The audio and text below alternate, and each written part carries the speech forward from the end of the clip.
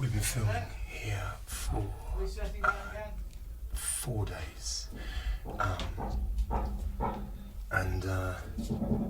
yeah, filming in here for 4 days. This is the control room, which we're actually replicating just to give us a bit more space.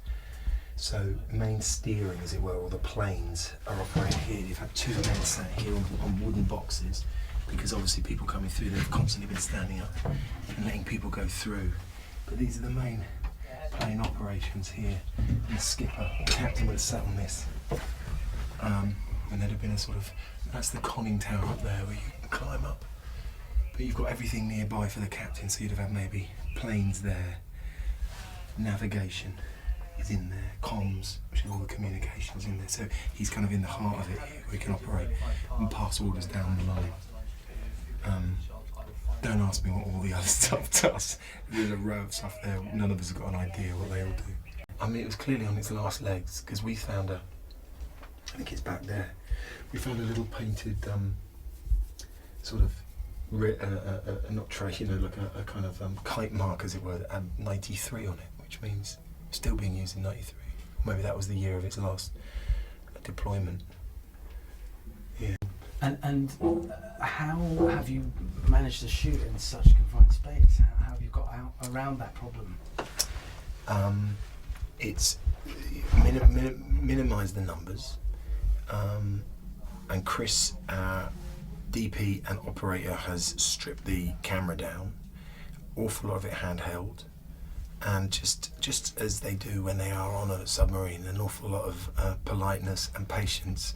And you know, waiting for people to pass and shuffling everyone into one corner and then moving everyone into another corner.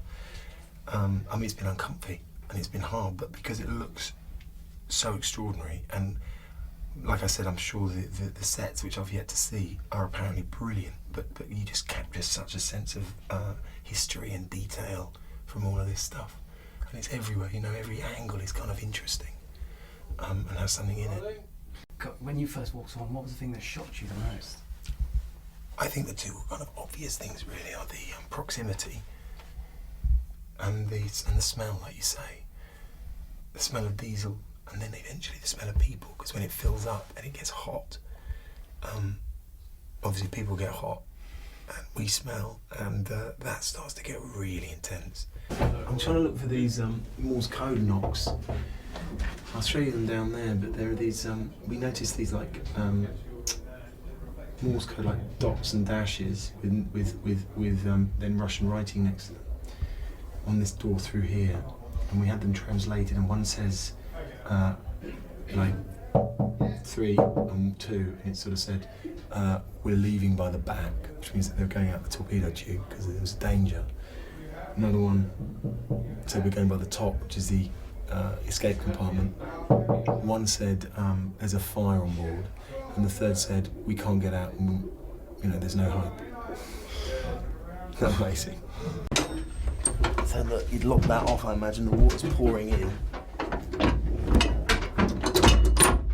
there is that. So that tells you what to say.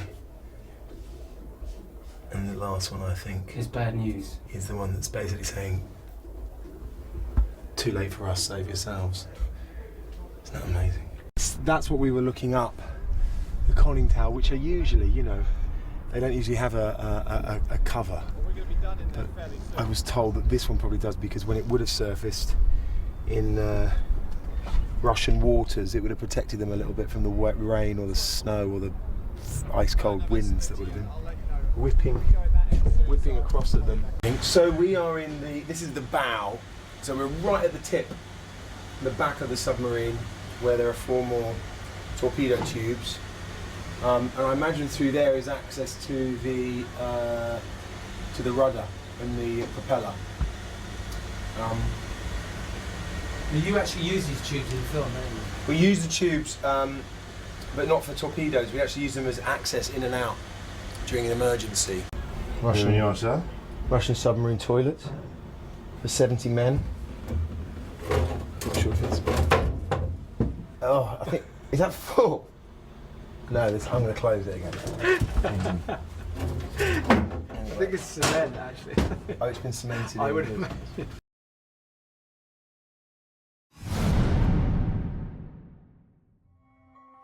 working on submarines for nearly 30 years.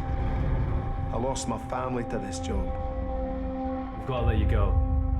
ある日、解雇命令を言い渡された一人の男。I don't have to take this. I know ways to get money. It needs you, Robinson. It needs a man like you. Last year, I went out to the Black Sea. We found something. One of Hitler's U-boats, full of gold. I need men. Half British, half Russian. Reynolds, Peters, Tobin. He's a trusted boy. Fraser. He's a liability. He's an incredible diver. 12人の男たちが挑む U ボート計画。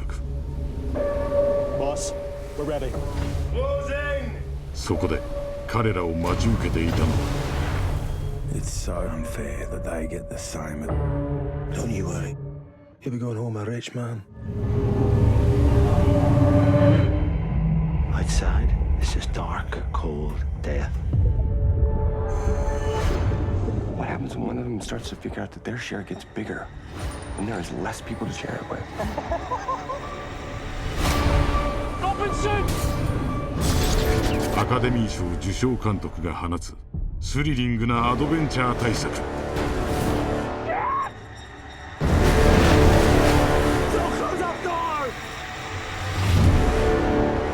ブラックシー。